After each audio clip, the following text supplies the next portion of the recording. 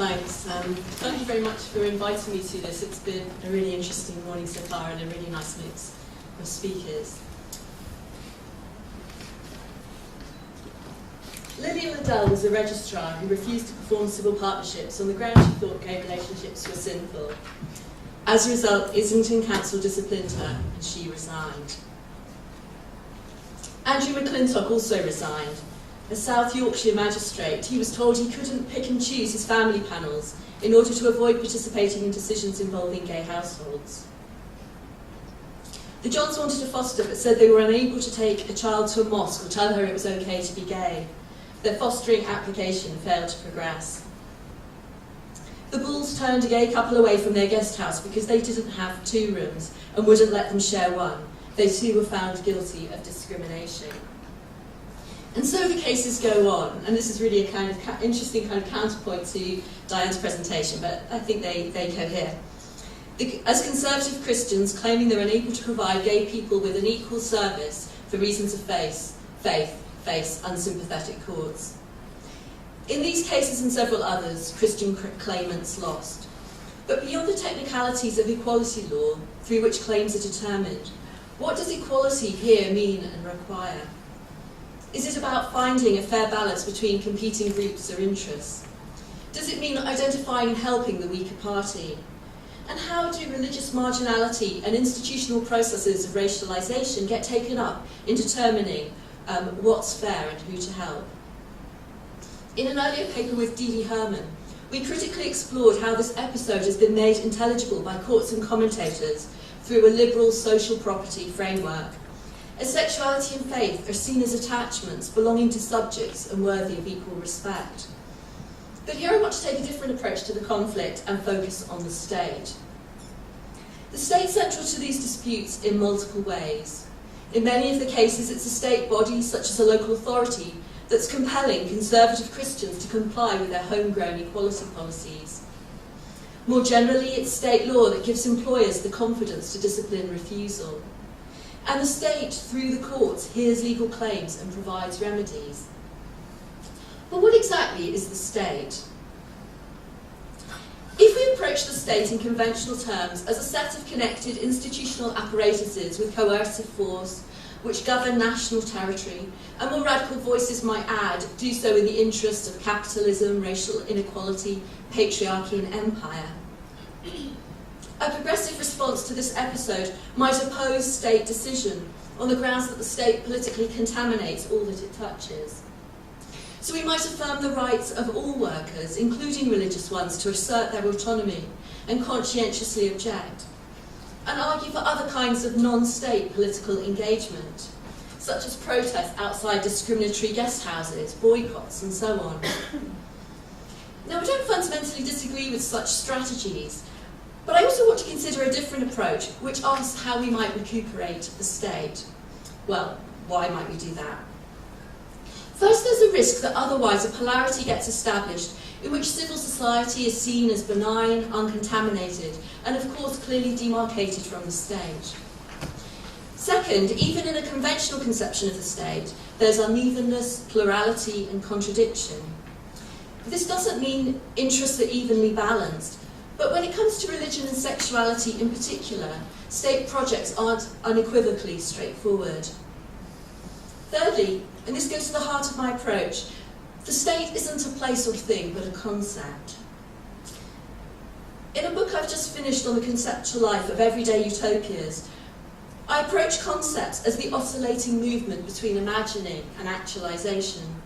So concepts aren't mental constructs, ideas, or things that exist in the realm of thought, but a dynamic process with a strongly material dimension.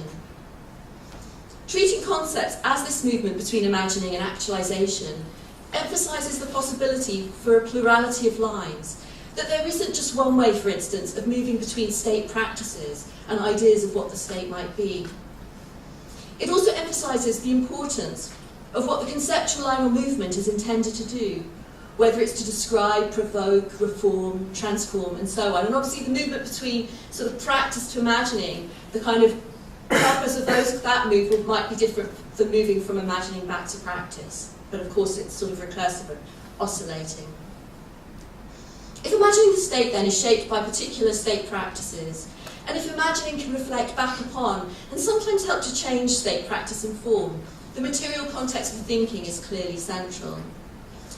My argument here is that a minor episode of conservative Christian refusal helps us to reflect on the broader challenge of forging a progressive state in conditions of resistance. So that speaks a bit to what Sally was saying at the beginning, which is to kind of problematise notions of the progressive state, which we can return to. In the longer paper version of this talk, I approach these questions through reimagining state corporeality. How feminist and other work, which approaches bodies as open, porous, attachable, mobile and heterogeneous, may help us to rethink the state, which I'm loosely understanding as arrangements of public governance and power. And here I want to just consider two aspects. Firstly, accommodating conservative resistance in state organisations, and secondly, the discrimination in providing guest house services. Together they pose the question of how we think about the intersection of the personal and impersonal, which is crucial to engaging with the progressive state. Specifically, I want to ask, how do we imagine state corporeality? And how does this body appear through its relations with others? Central to conservative Christian demands for conscientious objection status in a case like Liddell's, the registrar who refused to perform civil partnerships, is the claim that religious beliefs are genuine and deeply held. In other words, as intimate aspects of workers' lives, they should be accorded respect. Foregrounded here is the notion that beliefs shouldn't be reduced to mere speech acts. For Christian beliefs about gay sexuality to be meaningfully recognised, their holders must be allowed to do more than merely voice displeasure. They must also be allowed to act on it. At one level, the corporeal incapacity of conservative staff when they say they're unable to provide a service to gay people parallels a range of other limits that managers manage. Workers disclose all sorts of things to their bosses: feelings of insecurity, animosity, personal histories, present-day challenges, mental and physical health. And good managers try to structure people's work according to their strengths and what's viable rather than their weaknesses. From this perspective, explaining as Lillian Liddell did to her manager that she couldn't conduct civil partnerships is no different than any other limitation. To the extent its anchorage in religious belief neither increases nor lessens its legitimacy. Yet the depiction of human limitation safely managed within an organisational body is challenged by a different narrative which presents such bodily incapacities as the assumed incapacities, symbolic or material, of the organisations themselves.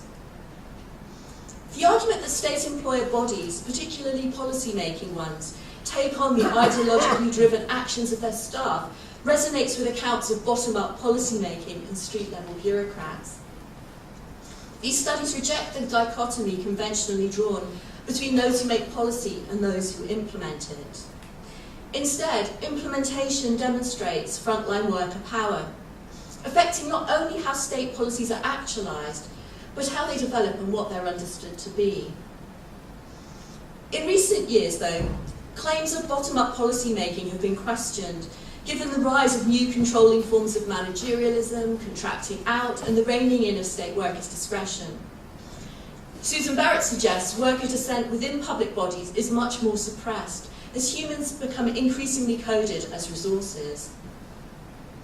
If Barrett is right, and I think Surya and Diane's work would in a sense problematise some of this, conservative Christian resistance arguably provides one of the few visible forms of non-compliance. But while its impact may depend on the scale of refusal, this shouldn't be seen apart from the response refusal engenders. For if conservative Christians' withdrawal from gay clients constitutes a bottom-up form of state policy-making or part of the state's symbolic reproduction, then so too should the response such actions elicit from colleagues, managers, or service users. In other words, formally authorised withdrawal isn't the only thing at stake in how the state is enacted as a complexly textured entity. If its fabric is formed at least in part by its human members, state actor struggles over anti-gay resistance also constitute an important dimension. Indeed, it's striking how significant staff opposition to so-called conscientious objection has been in several of the cases. In Liddell, for instance, disciplinary action appears to have been significantly spurred by her colleagues' unhappiness. In another, more recent case, anti-gay remarks by a Christian teacher to his class were reported to the school head by a teaching assistant who was also present. The fabric of the state, however, is of course far more than its intersecting human parts. Public bodies also consist of rules, policies, systems, resources, buildings, artefacts and texts. And an important dimension of this conflict is their respective agentic authority and force. So while Christian litigants argue that their personal beliefs should be allowed to make a difference to public action, though unsurprisingly they take a quite different position to accommodating non-conforming sexualities in their own organisations, the courts by contrast declare that legitimate policies with their impersonal general provisions can legally trump personal preferences. Now, critical work often tends to valorise one side or other of this polarity. Either the state is criticised for being too impersonal, too oriented to rules and procedures at the expense of actual people, or else that it's too dominated by the concerns of intimate life and personality, a capture of the public sphere that empties it of all its distinctiveness. Yet one way of thinking about this conflict is the expression and form it gives to the interplay between the personal and impersonal. Rather than arguing for a bracketing of intimacy within the state, or conversely for its domination, there may be value in the tension and disruption that arises when impersonal processes confront the intruding agentic self that can also be a collective self. In a sense, and perhaps paradoxically, the problem with permitting conscientious objection is that it diffuses this value by giving people organisational permission to refrain from acting. As a consequence, conscientious objection stops being about the intrusion of the personal. Instead, as an authorised practice, it becomes an accepted part of an impersonal set of rules and provisions. I certainly don't think that dissidents, including conservative Christians, should lose their jobs or public resources through the aggregating effects of state power. However, the confrontation or collision between the improperly intimate and the properly impersonal may prove politically fruitful to imagining a vibrant, progressive state. A confrontation that echoes Rancière's encounter between the institutional order of police and politics challenging because often unreadable noise. And I want to turn to the state's presence within intimate relations, focusing not on the law's penetration of people's souls, but by briefly considering two cases where owners of small guest house establishments argued for the right to lawfully discriminate. Refusing same-sex couples a shared room on the grounds the owner's religious beliefs only permitted married heterosexual couples to sleep together. Arguing unsuccessfully that their guest house should be treated as a home rather than a place of commerce, these cases differ from those that I've discussed so far, in that here conservative Christians defended actions brought by turned-away gay customers, claiming discrimination on sexual orientation grounds. From a progressive perspective, we may be uncomfortable with the distinction drawn by the courts between a business and a home, that it's commodification or commercial enterprise that underpins the requirement not to discriminate.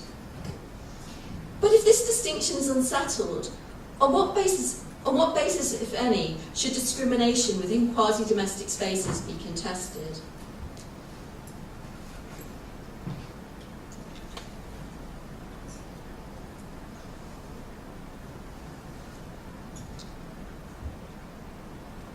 I want to consider this question by considering how the state appears within these guest house encounters. If the state isn't simply an entity that exists, and like a wall will continue to exist until it's bulldozed, but instead something that must be constantly enacted, even if the momentum of its current shape and power relations incline it in particular ways, how is it enacted in this conflict? Writers such as Navarro Yashin have explored how states are carried in the bodies, habits and reactions of subjects. And Carroll likewise writes, every aspect of the built environment, from the sewer trap under every kitchen sink to the roofs over our heads, can be seen to constitute the reality of the state. So the state can be present in non-institutional forms, but in the context of our guest house encounters, what does this entail? Is its presence merely an imagined one, held by the parties individually or established interactively as a shared fantasy? Does the state have a more material presence in the people, objects and exchanges of the encounter? What's important to understanding the state's enacted presence is the recognition that it can be more thickly or thinly forged. While the refusal of Liddell to provide a public service can be seen to inhabit and constitute the thick state, where different dimensions of bureaucracy, hierarchy, accountability and law are closely articulated, here in the guest house encounter, the state is more thinly, we might say faintly, enacted. As its power and presence depend on contingent and so uncertain action in other times and places, of lawmaking and court hearings, of coercion and penalty. And because the state is only thinly enacted here, through the voice we might imagine of the turned-away gay visitor declaring that the law requires their admittance, the state may also be resisted, defeated or ignored as guest house owners refuse to pay attention, though of course in doing that they're also drawing in their own property ownership, which of course is tied up and dependent on legal and state recognition. But we might think about the state's faint presence as opening up political possibilities, anchored in the fact that its form here is more plastic and uncertain. So the state can enact and be enacted in the course of more progressive politics, where state-like, or perhaps state-light things can be tried out, without necessarily and immediately bringing the rest of the state along too. So I'll just conclude. In this short talk, I've taken an episode of conservative resistance in order to think about the question of a progressive state. A project that necessarily poses questions about how we understand the state itself. My aim's been to draw a conceptual line from this very concrete dispute to open up ways of thinking about state form, ways which draw on notions of embodiment to reimagine the texture of the state and how and where it's enacted. Specifically, I'm interested here in the effects on our imagining of politics when resistance and opposition are pulled into the way in which we conceive of the state. The tendency on the left has long been to treat resistance as occurring in some other place outside. So it's always resistance against the state, in ways that also largely ignore the opposition buried within conventionally understood state institutions, which Diane very much talked about. But if we choose to imagine the state, in a term I want to hold on to loosely, at least for the moment, as being about the arrangements of public power and governance, if we choose to imagine it as far more inclusive and plural, where contestations can be constitutive of the state rather than simply against it, we can ask the question, recognising our different locations, politics and power, of how do we want to do the state. Thank you.